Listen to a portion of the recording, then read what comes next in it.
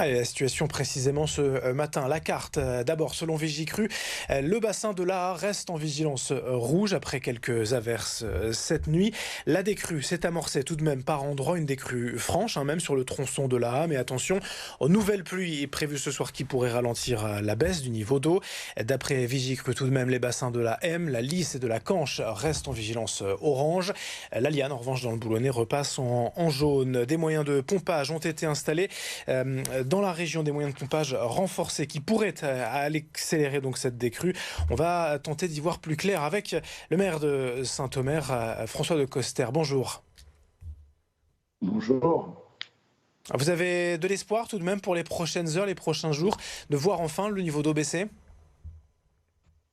Écoutez, la décrue que vous évoquez, c'est constate sur l'amont du bassin de la Hasse. C'est une décrue qu'on n'a pas encore constatée sur la commune de Saint-Omer, puisque les niveaux ont continué à augmenter dans la nuit, en particulier sur les quartiers qui se situent dans le Marais au Domarois. Et donc nous restons très inquiets parce que nous souhaitons pouvoir voir effectivement la baisse de ces niveaux. On a retrouvé finalement la carte des voiries, des habitations inondées que nous venions à peine de quitter il y a quelques semaines après les terribles inondations du mois de novembre. Et quelque part, cette situation, elle a été plus brutale et plus rapide encore, puisque la montée des eaux à Saint-Omer, ça a été essentiellement il y a 24 heures, dans la nuit de mardi à mercredi. Très très rapidement, les niveaux ont monté et ont été très très violents. On a eu des rues qui étaient de véritables torrents après l'arrivée des apports par l'amont du bassin de l'Aa. Donc encore une situation inquiétante à Saint-Omer au moment où je vous parle. On a presque du mal à réaliser de subir une nouvelle fois cette catastrophe. C'est l'état d'esprit aussi que vous avez en tant que maire de Saint-Omer, finalement d'être désespéré un peu quelque part. Écoutez, en tant que maire, ça n'est pas notre. Nous n'avons pas le droit d'être désespérés. Il faut être aux côtés des habitants, il faut les soutenir parce que moi, je comprends tout à fait leur exaspération, leur colère.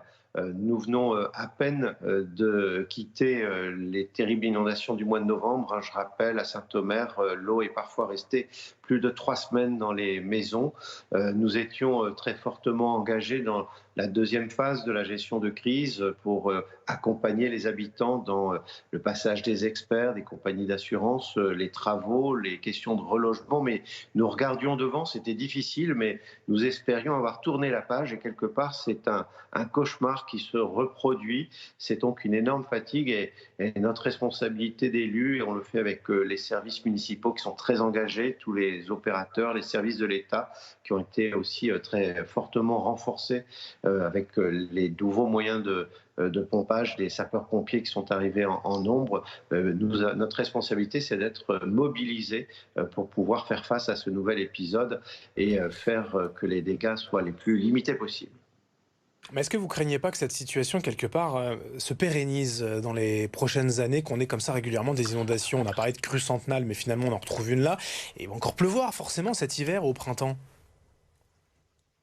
Mais deux choses. D'abord, lorsque nous avons connu ces épisodes terribles d'inondation au mois de novembre, on savait que ça allait être difficile, que nous étions en début d'hiver.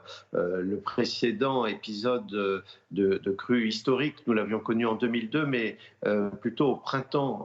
Et chaque jour qui passait, finalement, nous éloignait des grandes pluies d'hiver. Là, au contraire, on est dans le moment encore dur et ça se produit très tôt, quelques semaines après seulement. Nous sommes tout début janvier, il y a encore de longs mois et on va être évidemment en alerte pendant ces prochaines semaines. Et puis il y a bien sûr un deuxième temps, celui de préparer l'avenir avec eh bien, revoir l'ensemble de nos méthodes, de nos fonctionnements. Il y avait beaucoup de travail avait été fait par les élus de 2002, mes prédécesseurs, qui a été poursuivi jusqu'à il y a ces dernières années. Mais il faut aujourd'hui repenser finalement les ouvrages qui préviennent les inondations, nos organisations à l'aune d'un dérèglement du climat qui est important et dont on voit les impacts qui sont plus fréquents. On pensait en 2002 avoir connu une crue centenale, ça n'était pas du tout le cas. Et il faut se préparer à vivre plus régulièrement et plus violemment peut-être ce type de phénomène, ce type de catastrophe. Et il faut nous y préparer. Deux ministres aujourd'hui sont attendus dans l'Audomarois, à Arques et à Thérouanne notamment.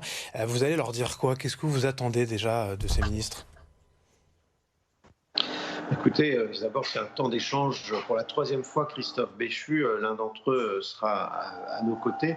On va bien sûr lui exprimer le désarroi qui est le nôtre. Il y a des questions que vous avez un peu traitées, qui est celui aussi de la manière dont il faut traiter cette catastrophe. Nouvelle catastrophe naturelle, nouvelle procédure pour les communes, le comportement des déclarations de sinistres, comment tout cela doit se passer.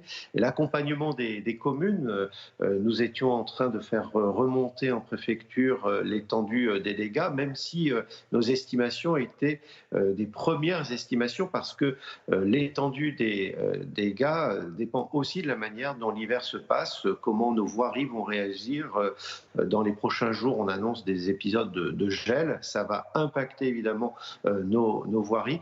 Donc c'est aussi de nous assurer que la mobilisation de l'État, qui est réelle depuis le mois de novembre, on le vérifie encore avec la présence nombreuse de renforts à nos côtés, eh bien, va toujours s'inscrire dans la durée, parce que nous avons besoin de ce soutien. Merci et beaucoup François de Coster, et bon courage bien évidemment pour toutes vos équipes aussi mobilisées à Saint-Omer. Merci d'avoir été avec nous ce matin sur Merci à vous. BFM Grand Litoral.